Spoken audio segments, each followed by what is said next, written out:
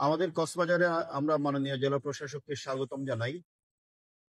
পালঙ্কি পেনোয়া থেকে কালক্রমে কক্স সাহেবের বাজার এবং আজকের কক্সবাজার খুবই ইম্পর্ট্যান্ট একটা জায়গা, ভৌগোলিকভাবে, রাজনৈতিকভাবে, অর্থনৈতিকভাবে। অর্থনৈতিকভাবে তো এটা এমন একটা জায়গা, আমি তো পার্সোনালি মনে করি এক কক্সবাজারকে দিয়ে বাংলাদেশ চলতে পারে। কিন্তু আমাদের সেই ভিশন, লিডারশিপ, প্ল্যানিং এবং সেই অনুযায়ী অ্যাক্টিভিটি নাই।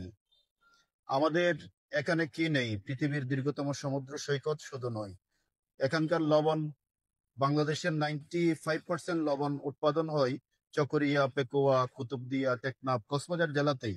আর 5% বাঁশখালী সহ অন্য জায়গায় হয়। আমাদের চিংড়ির আপনার বিশ্বব্যাপী কদর রয়েছে, কিন্তু এই চিংড়ি ঘেরগুলো অবহেলিত। সরকার এখান থেকে যে রাজস্ব পেত, নবায়ন, লিজ নবায়ন না করার কারণে সরকার রাজস্ব হারাচ্ছে।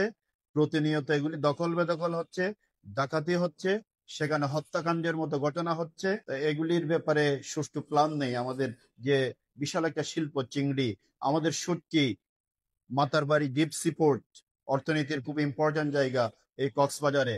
এটার সাথে পোর্ট এক্সটেনশন হইতে পারে আমাদের উজানটিয়া, মকনামা, এখানে মানে আপনার সিটা ডেপথ রয়েছে।